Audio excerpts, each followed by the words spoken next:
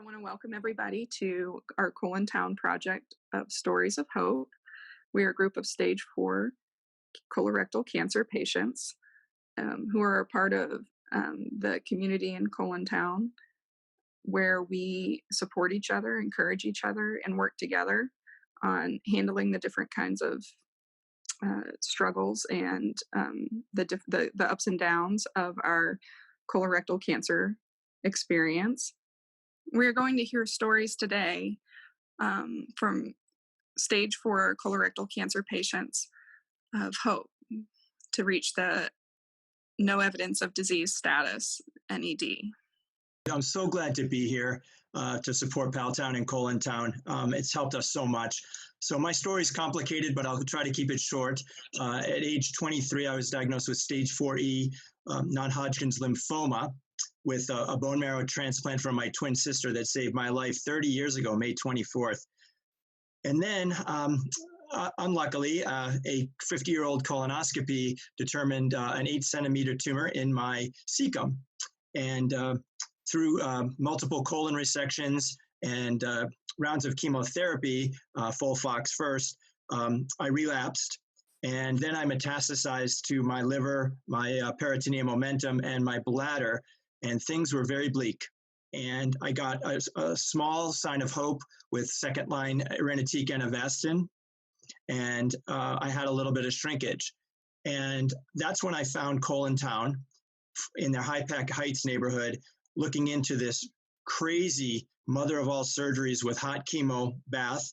And I underwent that surgery in March of 2018. And I've been trying to put the pieces back together again with 3 NED scans starting in September of 19. And my next one is in June. I will start by saying when I got diagnosed, I was, super healthy and have been healthy my entire life. I was 29 years old this past September. And I, lived a very healthy life in terms of like exercising with my family and eating right and using all the right products, not a lot of chemicals, and researching things to bring into our home that are safe. And I only had symptoms for 2 weeks this past August. And a lot of my friends are from the healthcare background, so they were like, it's just a hemorrhoid, because the only symptom I had was blood in my stool for 2 weeks in August, and I was away with my friends when it started happening, and they, were like, it's nothing, don't worry about it. But I was worried about it, and I, kept a close eye on it and monitored it for about 2 weeks before I saw my PCP, and they chalked it up as, you're young, it's nothing serious, it's probably just an internal hemorrhoid, but let's send you to a GI doctor just in case.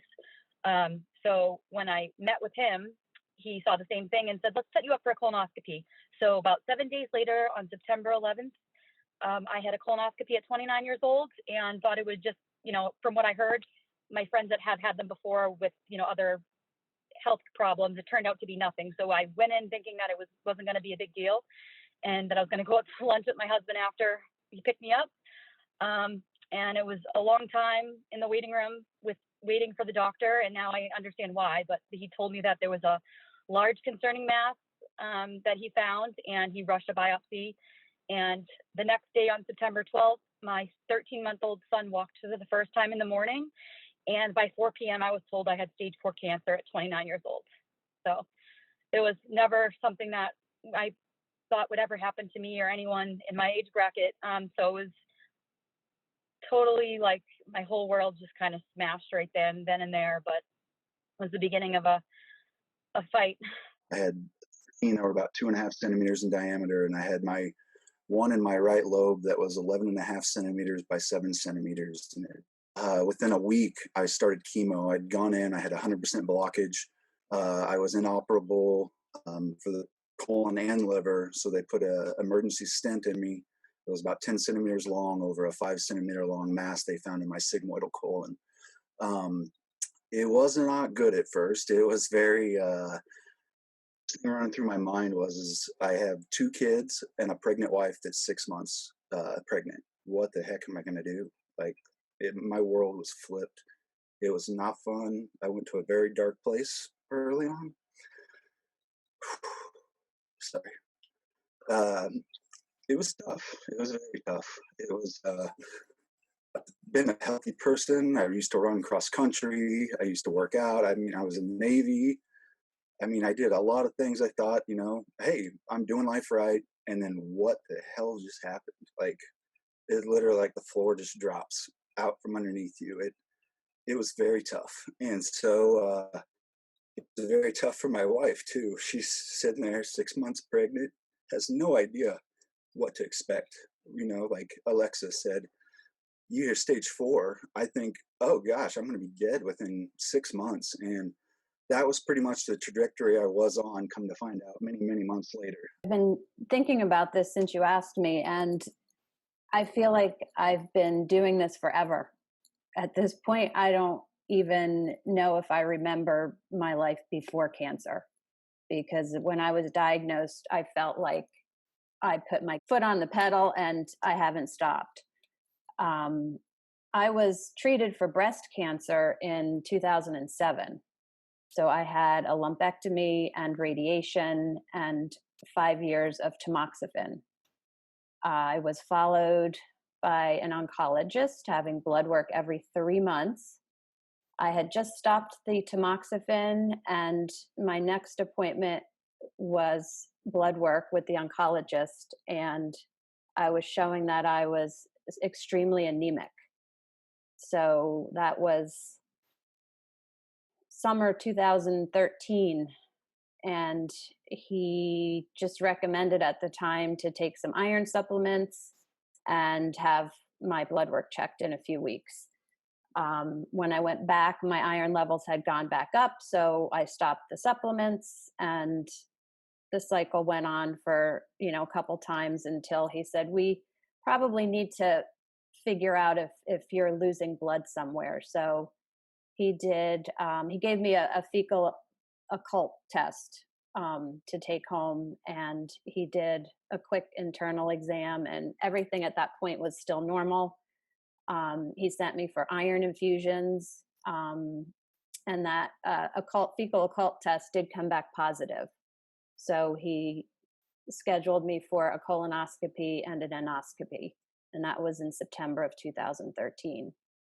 When I woke up from the colonoscopy, I could tell immediately the look in the GI's face was, it wasn't good. I was really out of it. I really don't remember the conversation. I just remember going home feeling like my heart had been ripped out of my chest. I was scared. I'm getting teary. I don't do this very often anymore because it's been so long, but I'm fortunate. My brother-in-law is a cardiothoracic surgeon. My sister had called me right away to see how my colonoscopy went, and I told her it was not good, that I had to go for, other scans and testing.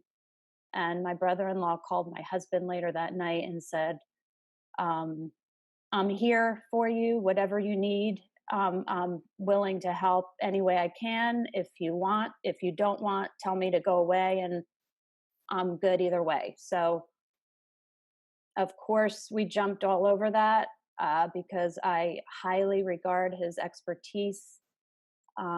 He's an excellent surgeon. He's a brilliant man. He's just awesome, and I trusted my life with him. So he immediately got me appointments with a colorectal surgeon and a liver surgeon. This was after I did have scans that showed I had a tumor in my colon and I had tumors in my liver. So I was stage 4 right from the beginning. I was fortunate again in that I had a family friend whose husband had been diagnosed exactly almost the same way I was, about a year and a half prior to me. So I did have communications with him, and I was kind of following along with what was recommended to me. And I felt good that it was kind of the same thing that he was also having done or had done. He was being treated in Boston at Dana-Farber, and his wife was extremely helpful. She was a psychologist, and her father was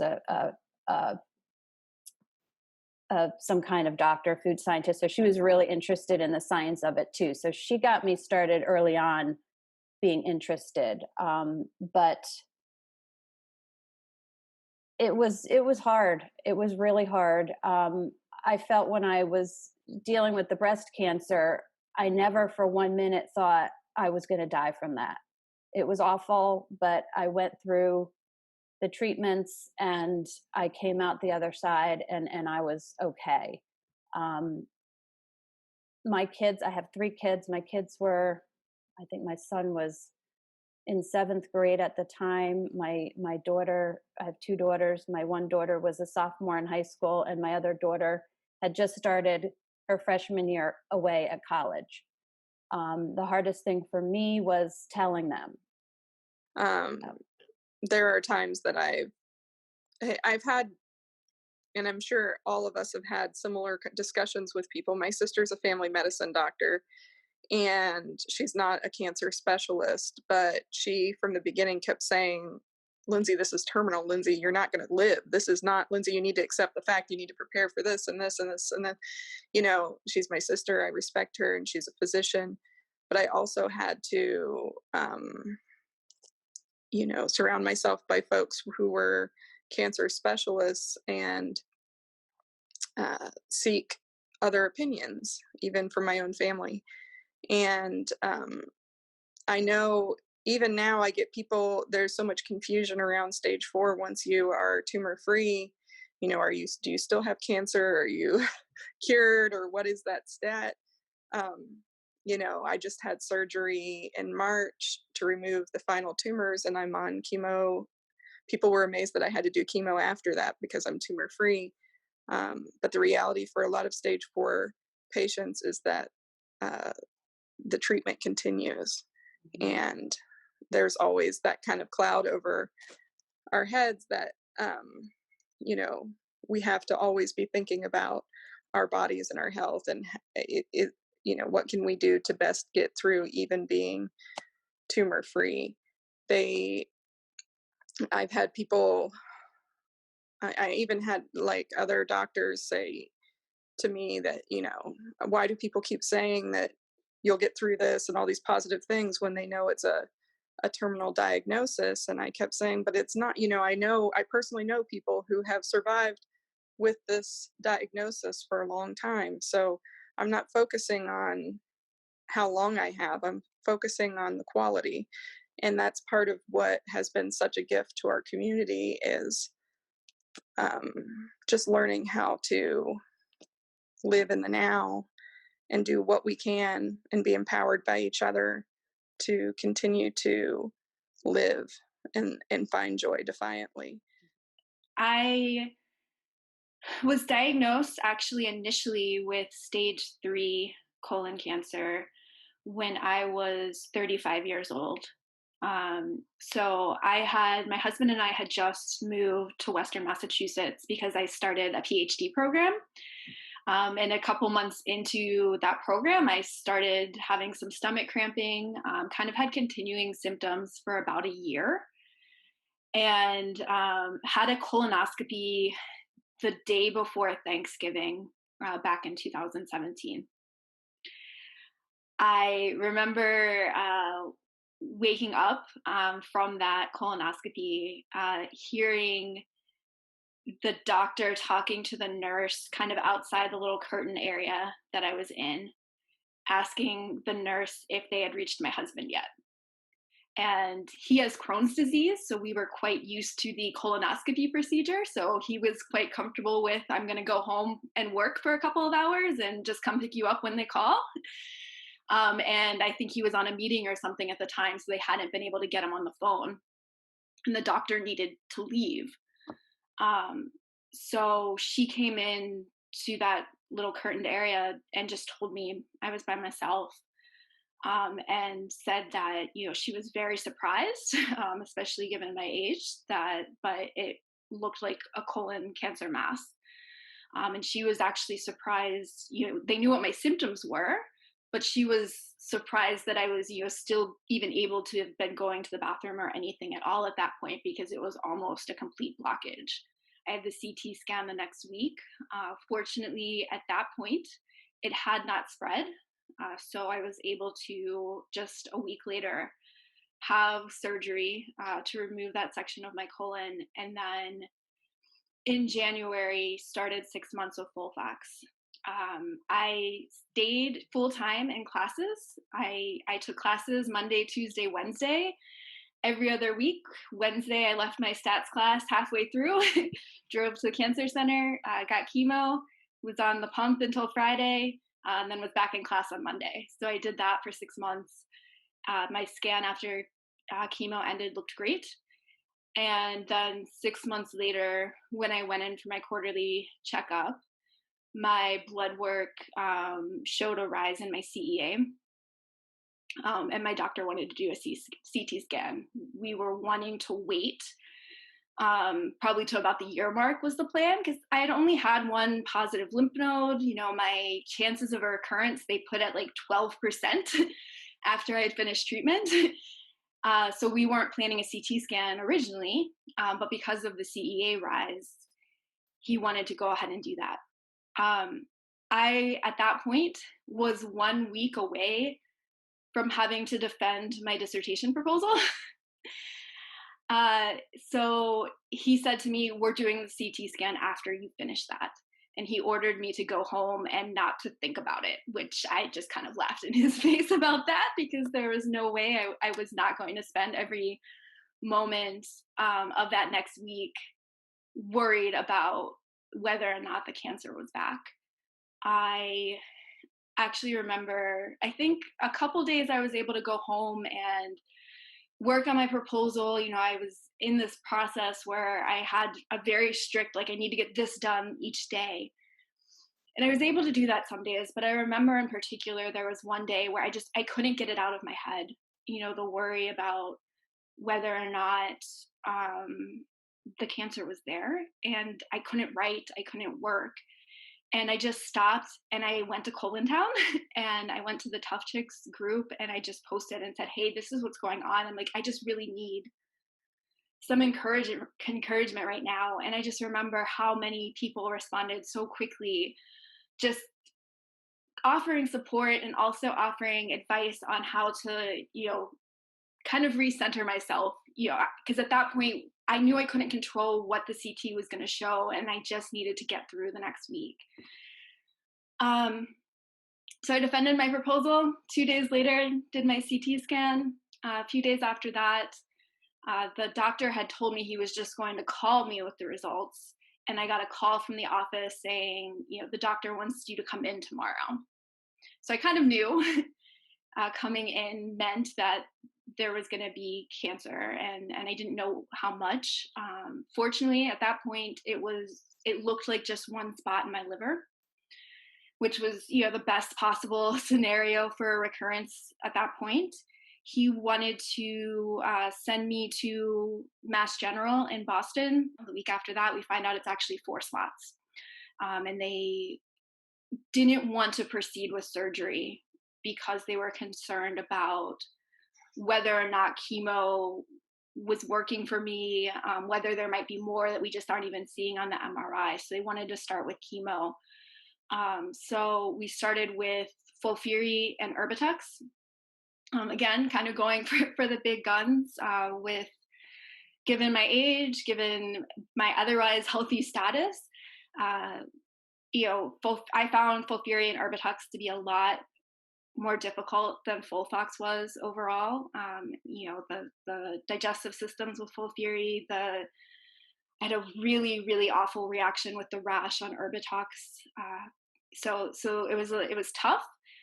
That few months, those first 4 or 5 rounds of that treatment before we did a PET scan to find out whether it was working, was probably the most mentally challenging time that I've ever had, because it was just a time where I felt so much doubt about whether or not the treatment was going to work, and if it didn't work, what that was going to mean. In the spring of 2014, I wasn't feeling well. I wasn't really sick, but I just wasn't well. I didn't have any real symptoms except that I felt full a lot. Something wasn't right. And it got worse. I was losing weight for no particular reason. I had it to lose, so I was like, yay, but it wasn't good. Something was happening.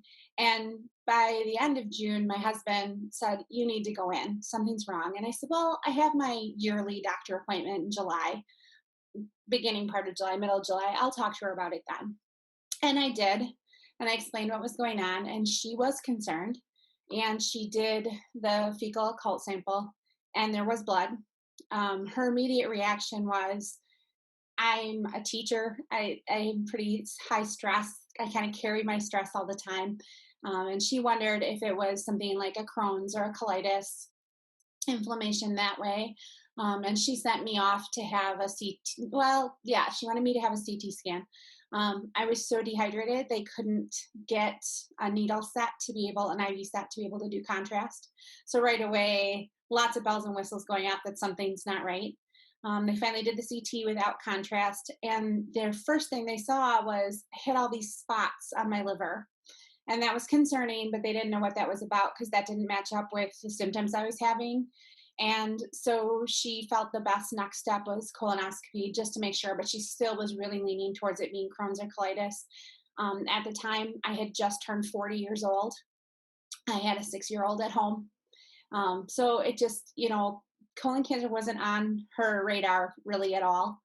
And I went in for the colonoscopy. My husband had to work, so my parents took me, and because I needed a ride. And after the procedure, the GI came in and he said, "I am really, really sorry I have to tell you this.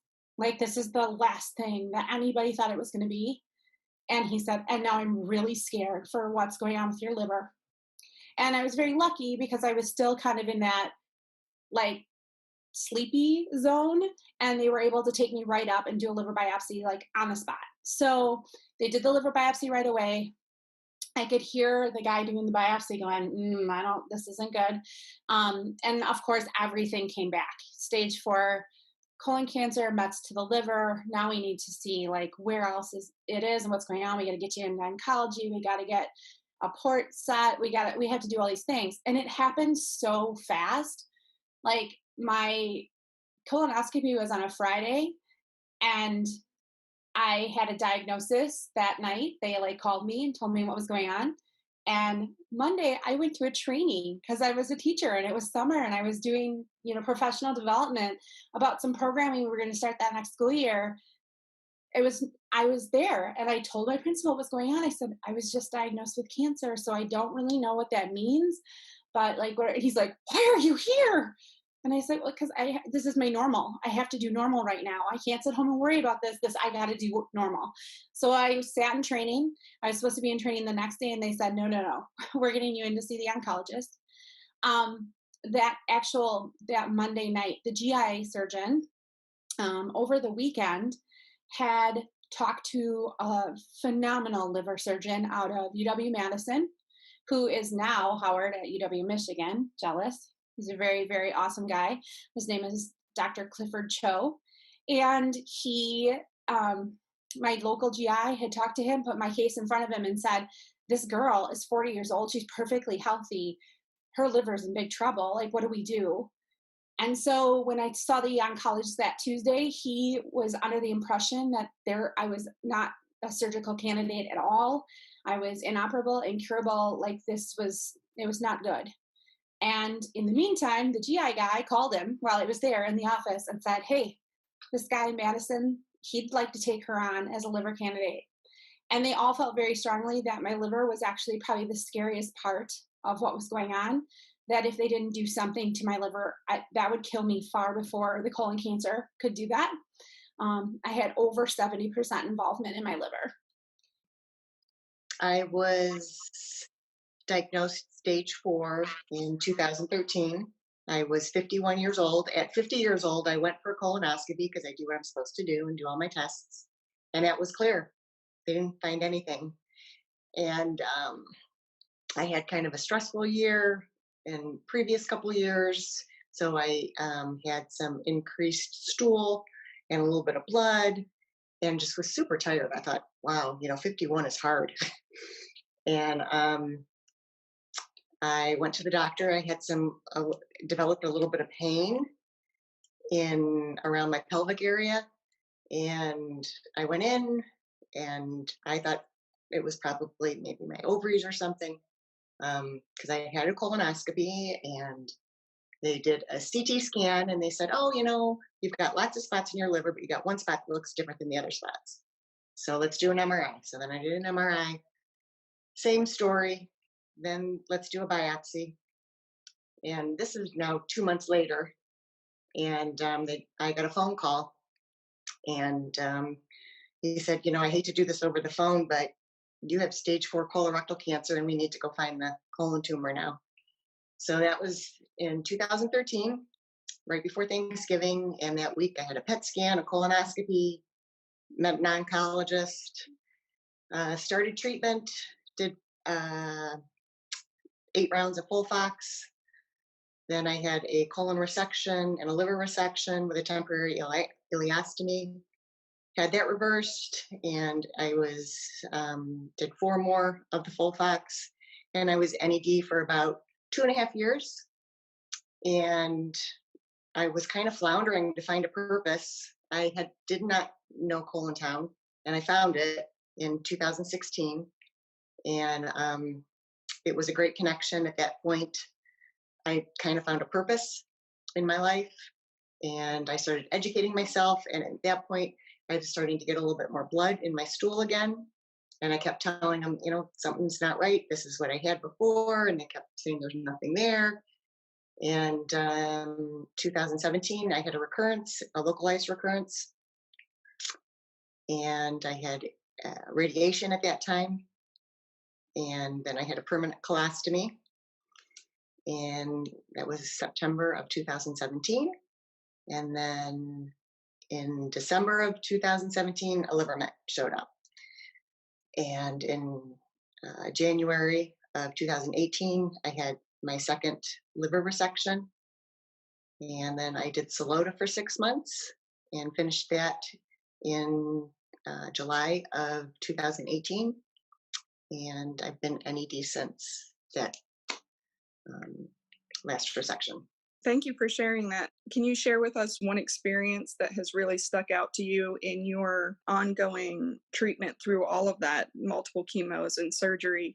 What is one moment that stuck out to you as being a game changer for you? Well, there's multiple game changers, but the biggest game changer was this cytoreductive surgery with chemo, that it was hot chemo, and it was an 11-hour surgery that basically debulked live and dead cancer cells, basically like deboning a fish, and then pouring in hot chemo and being like a rotisserie chicken called a shake and bake, so that the hot chemo could potentially be the cherry on top and kill micro cancer cell. And amazingly hard surgery, amazingly tough recovery, and I've been building back since then. It's but that I can directly say I believe saved my life.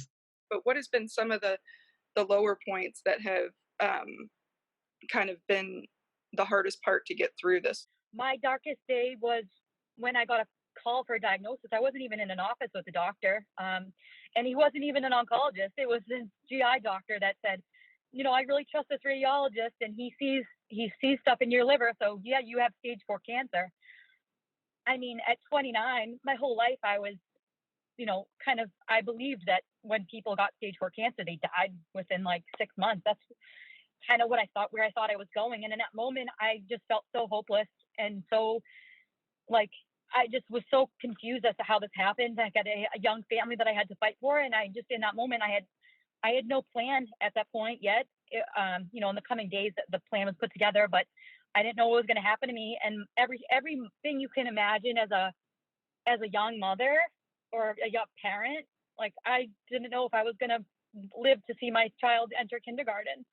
It was really, really hard and the worst day of my life. But every day from that point on, I continued to get good news. I landed an amazing oncologist at Dana-Farber and an incredible medical team of surgeons at MGH, and they just gave me so much hope that I was going to live a long, normal life, and that we were going for the cure here. So those words that my oncologist said to me, I'll never forget them. And he sat me down and he said, "Alexa, you may have stage 4 cancer, but you have stage 4A, and it only went to one other location. So we're going for the cure here. And he's like, you're 29. We're going to give you the strongest chemo we have.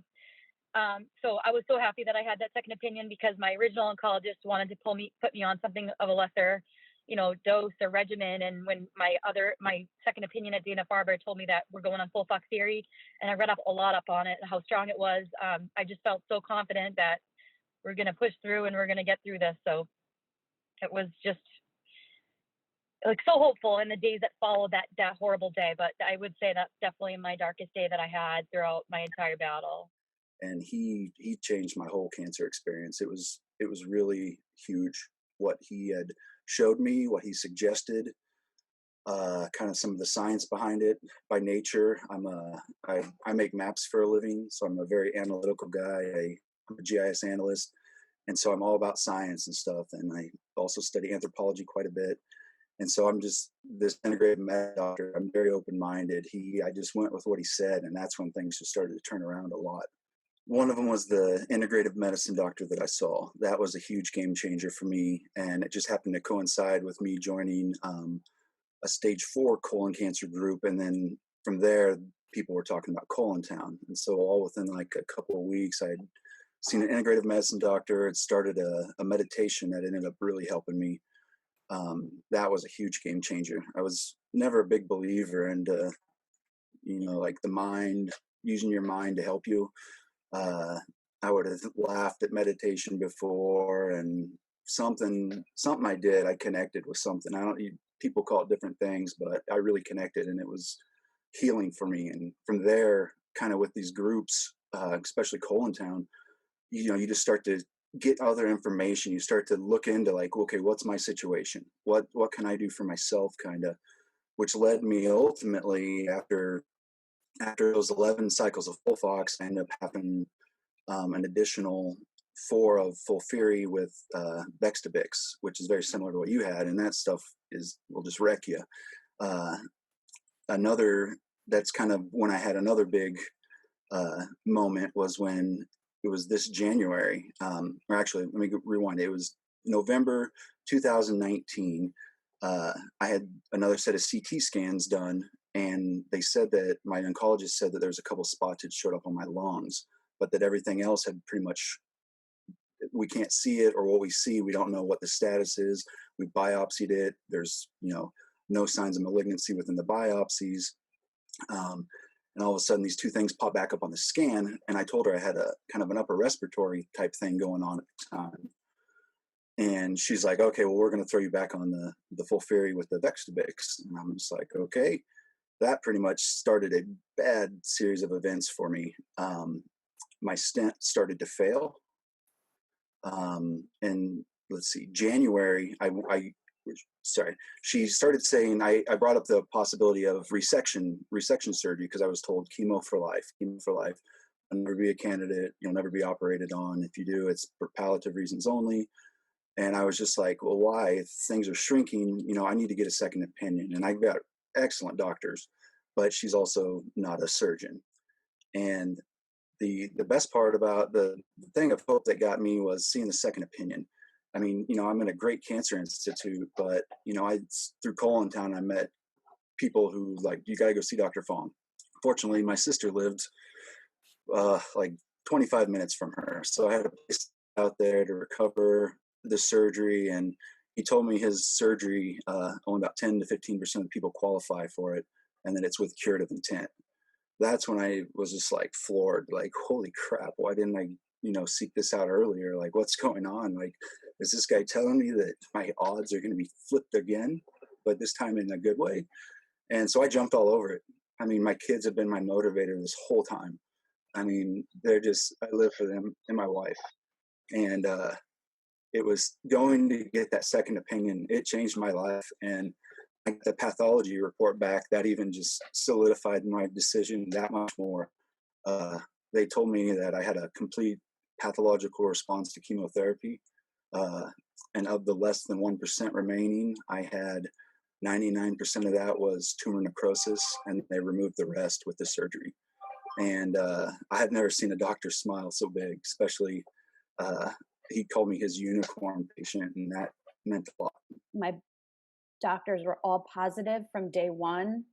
I think that helped me be okay with doing what they told me to do. Very aggressive. My liver surgeon, my oncologist, they both used the word cure more than once. So I felt confident and comfortable. I've had 7 surgeries, 24 cycles of chemo. I've had ablation. I've had radiation. I've done supplements. I've done meditation. I've prayed. I've exercised. I use essential oils. I've changed my diet. You name it, I've done it all. And I feel very fortunate that I've have family and friends who were able to guide me initially.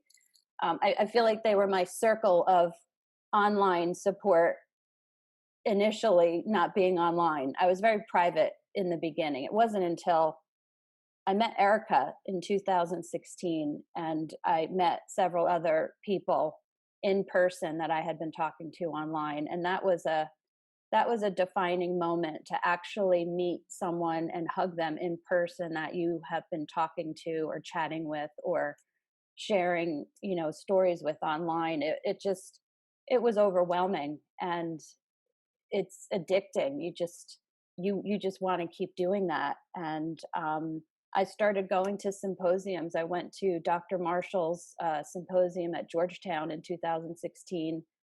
And that's when I really got the bug for learning more and learning everything possible there is to learn about this disease.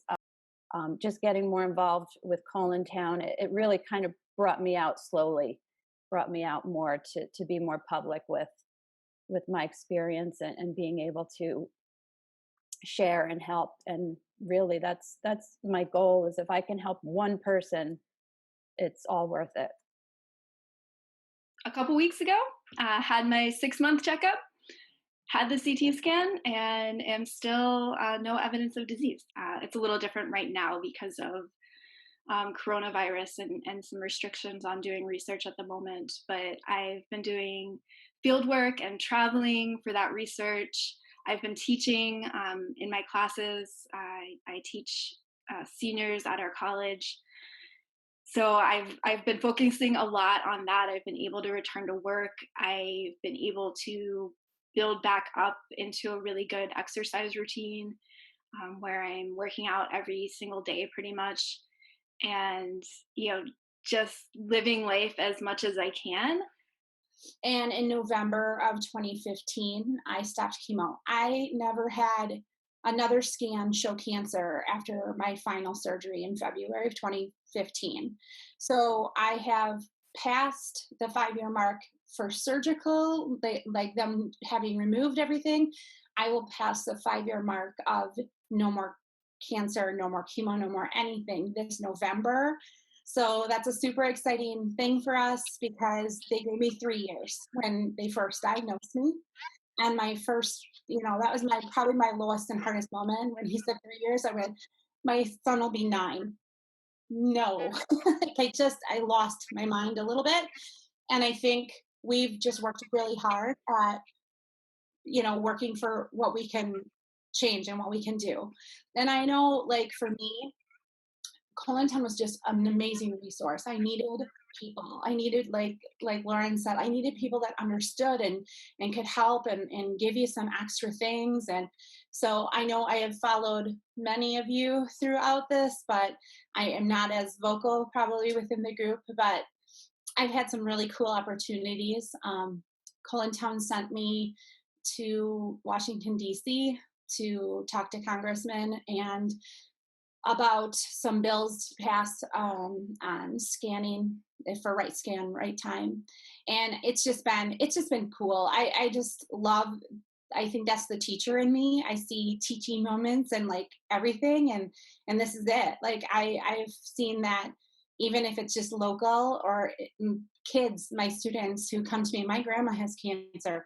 Okay, let's talk about it. Let's, and being able to like support them as a survivor, as somebody who's been there, and like what can help, and every situation's different, but those kinds of things have been really positive. What kind of opportunities have you had as you have been recovering over the last years or so? The high point is the support. I have, through COLONTOWN, been guided with some unbelievable mentors, which I call my cancer whisperers, and they have supported me through these last 4 years. And I also do the same. I actually then also become a cancer whisperer to lots of folks in COLONTOWN, trying to guide them on the journey.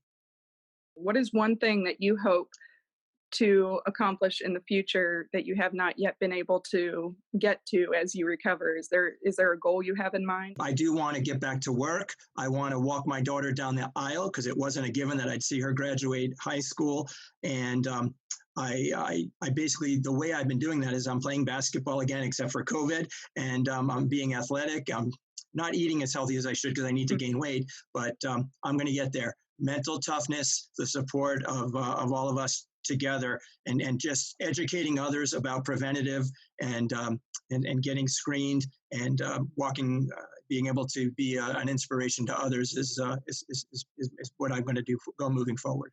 I kind of have two different buckets. One, with my family, of course, like my goal is to just live a long, healthy life with them, and to have a normal, happy life that we did, prior to September 2019.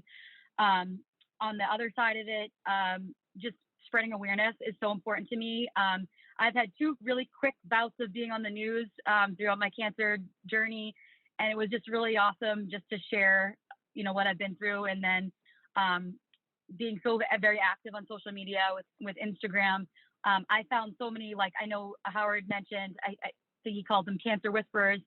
I found my angels online that have really helped me through it all. And in doing so and sharing my own battle, I've had so many people reach out to me saying that I've helped them in some small way just by sharing, the good, the bad, and the ugly. And I want to continue to do that to help people who are newly diagnosed. And I find so much joy in people messaging me every single day, asking me, what my symptoms were, how'd you get through it? Just the simple questions that we all, ask each other, and, things that we see in COLONTOWN. Something that's really big on my vision board, and I really want to start trying to fight for this come fall, is I just feel like parts of their healthcare system, especially with PCPs, it fails so many in the beginning. I mean, I was given a badge of great health a month before my diagnosis from my PCP. I had cancer the whole time I was pregnant with my son, went completely undiagnosed, even with all the blood work and the ultrasounds and everything. So I just really want to fight for colonoscopies at a younger age. And if that's not going to get passed by, Massachusetts, the State House, at least some more blood work that can be done when we see our, go for our annual physical, because it wasn't until recently that I was made aware that it really just catches things like anemia and blood cancer. But unless you're doing a full blood panel, you miss so much of the story. I had a whole metabolic panel, and my liver, with all the cancer it had, was perfectly operating just normal. So I think that fighting for screening and, just making people aware of this disease happening to younger population is so very important. And that's definitely what I'm going to fight for. I just knew that I had to get through this for my young family, and I refused to believe anything other than getting to NED. Going forward, of course, I want to spend so much time with my family now that I've basically been given a second chance at life. But I also want to help others by doing the research aspect. Any way I can help. I want to help people. That's my big thing now, is I want to help people. I still hold my breath because you just never know. And I'm afraid to do that, thinking that once I do, something will happen. So it's almost like a defense mechanism. I'm afraid to have that joy. Even sometimes I'm afraid to be happy because I'm afraid that it's going to end. And I've been able to spend a lot of quality time with my family, and that's the most important thing to me. One thing that I struggled with when I was diagnosed at stage 4, that was especially different for me than at stage 3, because at stage 3, there was a very clear cut plan of what treatment looks like. You knew exactly what the next 6-7 months were going to be. And when I first was diagnosed at stage 4, there was 4 months of uncertainty, and potentially more. And I struggled with that a lot, especially because I am a planner. I like to plan out what my semester is going to look like, what my school year is going to look like, what I need to be doing to get to graduation. I have all these plans, and I didn't know how to plan within these confines. And one thing that my oncologist said to me that helped me a lot with that when I was sharing this with him was he told me to plan my life, to plan the things that I wanted to do. And if he felt those plans were interfering with the treatment, he'd let me know. One moment that I remember was about a month after I'd been diagnosed with my recurrence. I was talking to a friend who had battled breast cancer, and she said to me, "How are you feeling now that you're stage 4?" And I started crying because no one had asked me that. Aside from my online community with COLONTOWN, I don't know very many people in my day-to-day life that have gone through cancer and have been part of a cancer community. And I think that people either didn't know to ask that question or were afraid to. And it made me realize how important having that cancer community support is, whether it be through the online group in COLONTOWN or going to in-person opportunities like with the EPL workshops, or just generally in your local community. How important it is to find those people who you can talk to about what it's like to be living with and after cancer. I had a friend very early on when this was all starting. I kind of was in a low point, and I just said, is it worth it? If all I get is 3 years, is it worth all the nasty of the chemo and everything else? Like, I want 3 really good years with my kid if that's all I get. And she looked at me and she said, "Yeah, but 3 years from now, you have no idea what might be on the plate. Like, you don't know what they're going to figure out in the next 3 years. So you have to do these 3 years the best you can so that you get the next 3 and then the next 3." And I've kind of clung to that. Every time I get into a spot where I'm like, gosh, why are we going through all of this? This is just horrible. I always remember her telling me, "Yeah, but then you get 3 more. And then there's 3 more, so it's that. It does feel like Marie said, where you're going scan to scan to scan. And it is that little bit of hold your breath. Okay, now I can breathe, but we get to breathe, so those little, getting those in there, that's awesome. Marie, I feel for you, because I was on every 6 months, but I just, this last time in January, when I had my last set of scans, he said to me, he goes, this is 5 years, and he goes, "You're doing really great, and there's been nothing, everything's really stable.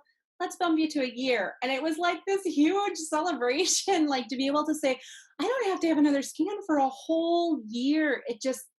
That feels crazy to me, because it's been such a normal part of our lives for the last 5. Every 6 months I go get the scan, and that scan anxiety, it's real and it's hard. So it's listening to all of your stories, I'm like, yep, I've been there for a little bit of everything, of all of it. So this has been a cool opportunity. Thank you again for having me. I really think finding COLONTOWN was just huge to me. It really gave me purpose. It's a reason, I feel like it's a reason why I had cancer, or I have it still. I'm pretty much an introvert, and I've done things since joining COLONTOWN and having cancer that I never would have dreamed I've done more traveling. I've gone to conferences that I never had the opportunity to do, workshops, symposiums, this kind of stuff. It's really changed things. And I've educated myself about my disease, and is watching other people find their purpose, and connecting people, And, you know, people come in so scared, and I understand. I mean, I was totally terrified. But once you get educated and you become empowered, you're a little less afraid. I like to see more people get involved. It, you know, it can be whatever you want it to be. You can give as little time and as much time as you want. And people bring lots of different things to the table. I would like people to look at what they did in their lives before cancer, and maybe they can incorporate that into COLONTOWN. I want to thank everybody for your patience and your participation today in our project on Stories of Hope. I hope that through this experience and through participating in this project that you will be empowered and given a glimmer of hope that we experience in our community at COLONTOWN. Just know that no matter what you face in your colorectal cancer treatment and in the processes that you face in the next days, that we're always able to be better together, and that we have a community that can at least hold your hand as we go through the different treatments and the different challenges that we face with this disease. Thank you so much for sharing with us today.